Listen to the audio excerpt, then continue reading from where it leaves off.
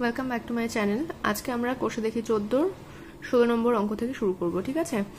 তো এর একেরটা কি বলছে দেখো, কোনো যৌথ ব্যবসায় 3 বন্ধুর মূলধন যথাক্রমে 200 টাকা, 150 টাকা ও 250 টাকা। একই সময় পর তাদের লাভের অনুপাত কত হবে? সিম্পল, এই টাকাগুলোর অনুপাত বের করলেই হয়ে যাবে। দেখো 200:150:250, তাই তো? আচ্ছা, জিরোগুলো কেটে নিই। দেখো তিনটে, দেখো 5 দিয়ে যাচ্ছে, 5 দিয়ে গেলে এটা কত হয়?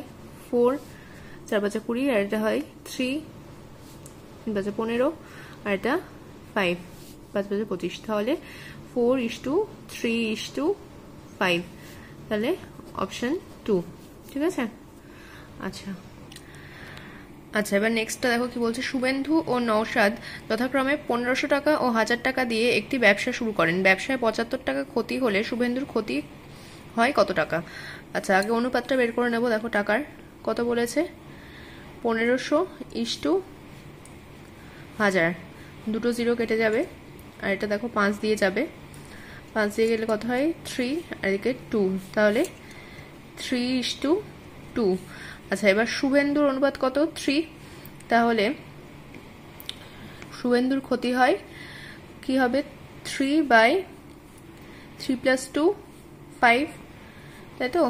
ইন্টু ক্ষতি হয়েছে টোটাল 75 টাকা, তাহলে 75।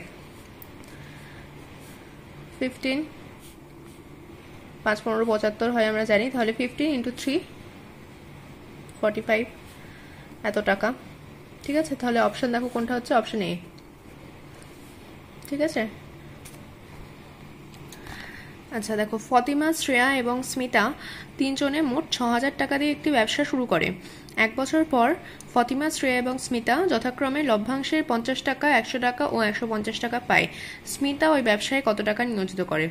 আচ্ছা, এখানেও সেই লাভের টাকাগুলোর অনুপাতটা বের করব, ঠিক আছে? তাহলে লাভের টাকার অনুপাত কত হবে? 50:100:150, জিরোগুলো কাটি।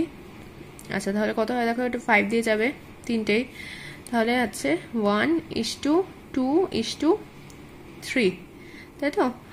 আচ্ছা, এখানে স্মিতা দেখো লাস্টে রয়েছে, তাহলে স্মিতার অনুপাত হচ্ছে 3, তাই তো?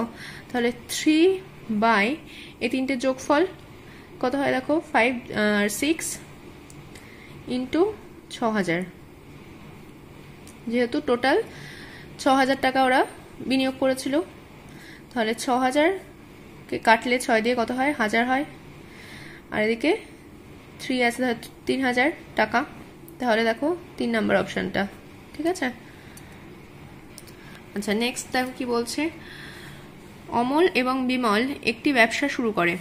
অমল 500 টাকা 9 মাসের জন্য এবং বিমল কিছু টাকা 6 মাসের জন্য ব্যবসায় নিয়োজিত করে। ব্যবসায় মোট লাভ হয় 69 টাকা এবং বিমল লাভের 46 টাকা পায়। ব্যবসায় বিমলের মূলধন কত? আচ্ছা, আর ধরে নেব আমরা বিমলের মূলধন x টাকা, ঠিক আছে? এগুলো যেহেতু এমসিকিউ, বেশি লেখার দরকার নেই, ঠিক আছে? তাহলে বিমলের মূলধন যদি x টাকা হয়, আচ্ছা তার আগে কি অমল, প্রথমে অমলের কথা বলেছে, তাহলে অমল দেখো 500 টাকা 9 মাসের জন্য বিনিয়োগ করেছে। তাহলে 500 টাকা 9 মাসের জন্য, এটা আমরা সেই আগের অঙ্কের মতো 1 মাসের হিসাবে যদি নিয়ে আসি, তাহলে কি হবে? তাহলে 9 × 500, 4500, তাই তো? ইস্টু, আচ্ছা অমলের কত? অমলের টাকাটা আমরা x ধরে নিচ্ছি, তাহলে x টাকা যদি 6 মাসের জন্য সে ব্যবসায় নিয়োজিত করে, তাহলে সেটা 1 মাসের হিসাবে কত হবে? 6x, তাই তো? তাহলে এবার 6কে দিয়ে 4500-কে কাটলে কত হয় দেখো, 750:x, এটা হচ্ছে তাদের মূলধনের অনুপাত। এবার এটার থেকে শর্তানুসারে যদি করি, শর্তানুসারে বিমলের টাকা বের করতে বলেছে, তাহলে বিমলের অনুপাতটা কি? বিমলের অনুপাত হচ্ছে x, ঠিক আছে? তাহলে x বাই 750 যোগ x, তাই তো? ইন্টু, আচ্ছা তাদের মোট লাভ কত হয়েছিল? 69, তাই তো? ইকুয়ালস টু তার মধ্যে বিমলের লাভ হচ্ছে 46 টাকা, ইকুয়ালস টু 46।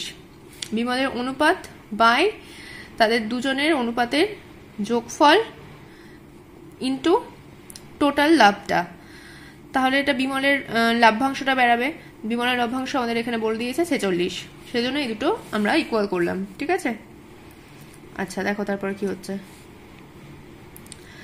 তাহলে এখানে 69x ইকুয়ালস টু এই নিচের এই টার্মটা যদি এদিকে যায় তাহলে গুণ হয়ে যাবে, তাহলে 46 ইন্টু 750 প্লাস 46x, তাই তো? আচ্ছা, তাহলে এই 46টা যদি এই সাইডে চলে আসে মাইনাস হয়ে যাবে অবভিয়াসলি। তাহলে কত হচ্ছে দেখো, 23x ইকুয়ালস টু 46 ইন্টু 750। তাহলে x equals to 46 into 750 by 23। 23 দিয়ে 46কে কাটলে কত হয় দেখো, 2, তাই তো? তাহলে 2 ইন্টু 750 কত হয়, 1500 টাকা। ক্লিয়ার? তাহলে অপশন দেখো কি, অপশন এ, চারেরটা অপশন এ হবে। আচ্ছা, পল্লবী 500 টাকা 9 মাসের জন্য এবং রাজিয়া 600 টাকা 5 মাসের জন্য একটি ব্যবসায় নিয়োজিত করে। লভ্যাংশ তাদের মধ্যে বণ্টিত হবে যে অনুপাতে, তা হলো, আচ্ছা পল্লবীরটা দেখো, পল্লবী 500 টাকা 9 মাসের জন্য, তাহলে টোটাল সে কত টাকা বিনিয়োগ করেছে?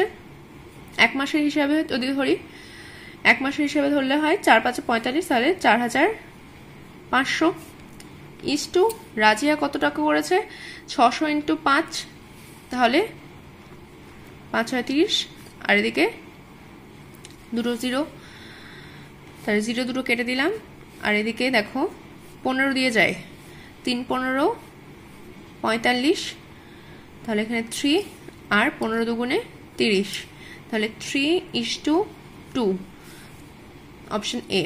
ঠিক আছে, আচ্ছা এবার 16 বিয়েরটা দেখো। বিয়ের 1 নম্বরের অঙ্কটা কি বলছে, সত্য মিথ্যা লিখতে হবে। ঠিক আছে, অংশীদারি কারবার, অংশীদারি ব্যবসায় কমপক্ষে লোক দরকার 3 জন। কমপক্ষে মানে সব থেকে কম, তো সব থেকে কম তো 2 জন দিয়েও হয় অংশীদারি ব্যবসা, তাহলে এটা মিথ্যা, তাই তো?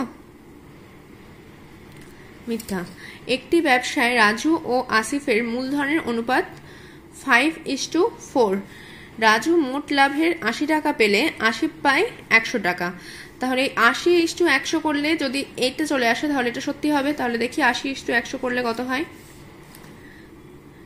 80:100 যদি কাটি তাহলে এটা কি হয়, 2 দিয়ে কাটলে 4:5 মিলছে, মিলছে না কিন্তু এখানে 5:4 রয়েছে, তাহলে এটা মিথ্যা। ঠিক আছে, আচ্ছা তাহলে অংশীদারি ব্যবসায়, অংশীদারি কারবার ড্যাশ ধরনের। অংশীদারি কারবার কত ধরনের? 2 ধরনের। ঠিক আছে, অংশীদারি কারবার 2 ধরনের। কোনো শর্ত ছাড়া অংশীদারি ব্যবসায় অংশীদারগণ সমান সময়ের জন্য মূলধন নিয়োজিত করলে তাকে ড্যাশ অংশীদারি কারবার বলে। সমান সময়ের জন্য যখন বলবে তখন সেটা সরল, সরল অংশীদারি কারবার। অংশীদারি কারবার 2 রকমের হয়, একটা সরল একটা মিশ্র। তো সমান সময়ের জন্য যখন বিনিয়োগ করবে তখন সেটা সরল অংশীদারি কারবার। আর এটা যেমন বলেছে, কোনো শর্ত ছাড়া অংশীদারি ব্যবসায় অংশীদারগণ ভিন্ন ভিন্ন সময়ের জন্য, যখন ভিন্ন ভিন্ন সময় বলবে তখন সেটা কি হয়ে যাবে, মিশ্র, মিশ্র অংশীদারি কারবার। ঠিক আছে, তাহলে অংশীদারি কারবার কত রকমের হয়? 2 রকমের হয়। সমান সময়ের জন্য বিনিয়োগ করলে সেটা সরল, আর ভিন্ন ভিন্ন সময়ের জন্য বিনিয়োগ করলে সেটা মিশ্র। ক্লিয়ার?